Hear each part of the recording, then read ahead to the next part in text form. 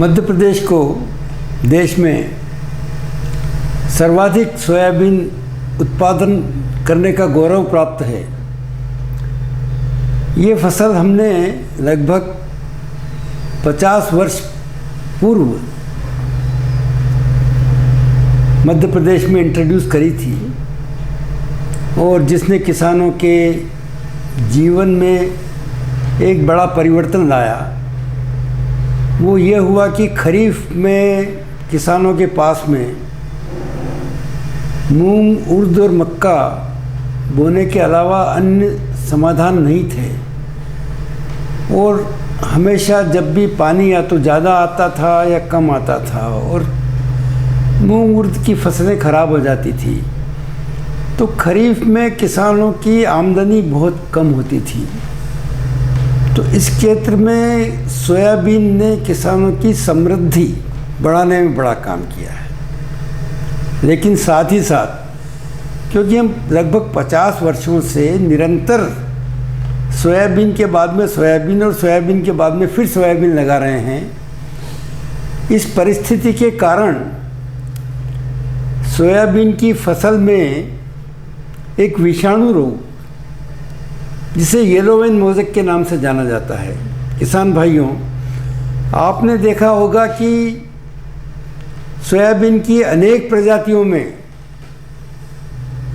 बारिश के मौसम में जब सोयाबीन की ग्रोथ बढ़ने लगती है तब फसलों में हरे पीले धब्बे शुरुआत में होते हैं और उसके बाद में पौधे पीले होकर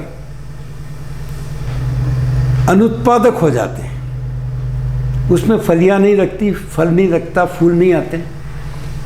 ऐसी परिस्थिति में एक समाधान जो सबसे आवश्यक है वो ये है कि हम सोयाबीन की ऐसी जातियों का विकास करें जिनमें येलो वेन मोज़ेक नहीं आए।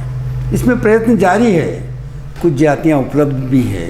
भारतीय कृषि अनुसंधान संस्थान द्वारा येलो वेन मोज़ेक से रेजिस्टेंस प्रतिरोधक जातियों का विकास करने का प्रमुख कार्य किया गया है और वहाँ पर बनाई गई जातियों के प्रदर्शन आप कोलैबोरेटिव आउट स्टेशन या सिपाही कृषि अनुसंधान फार्म मंदसौर पर देख सकते हैं।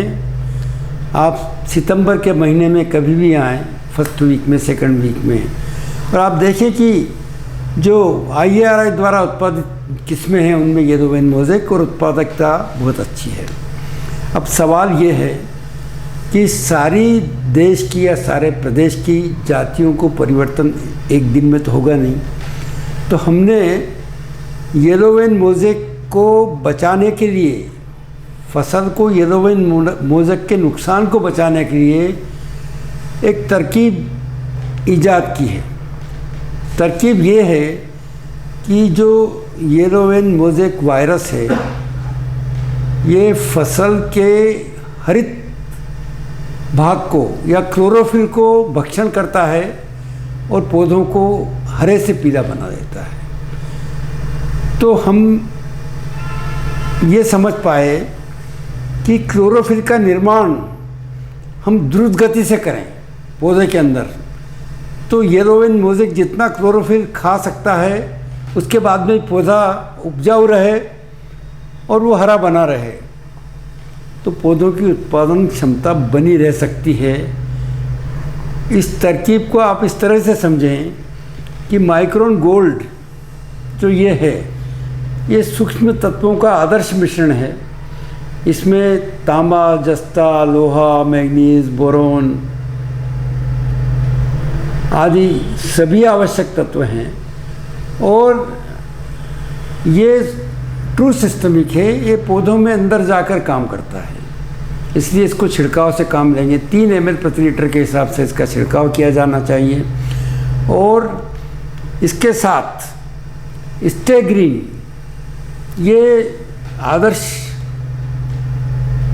प्रोडक्ट है जो पौधों को हरितिमा बनाने में मदद करता है और पौधों में बीमारियों से लड़ने की अतिरिक्त क्षमता प्रदान करता है और अगर कोई बीमारी है तो उसको रोकथाम की काम भी करता है। फास्फोनेट बेस्ड प्रोडक्ट बहुत ही ब्रॉड स्पेक्ट्रम है और स्टे ग्रीन का प्रयोग ज़िले में या ज़िले के आसपास के क्षेत्र में या मध्य प्रदेश में, राजस्थान में, यूपी में बड़े पैमाने पर फसलों को हरितिमा बचाने के लिए, पौधों को हरा रखने के लिए किया जा रहा है, पौधों को बीमारी से बचाने के लिए किया जा रहा है। मैं किसान भाइयों से दरख्वास्त करूंगा कि आपके यहाँ जैसे ही येलो वेन मोज़ेक या वायरस का प्रभाव शुरू होते ही इन दोनों का स्प्रे आप शुरू कर दें। माइक्रोन गोल्ड के साथ में स्टे ग्रीन को मिलाया जा सकता है, दोनों का एक ही बार में छिड़काव हो जाएगा। किसान भाइयों, इस तरकीब को अपनाइए और अपने मित्रों को बताइए। धन्यवाद।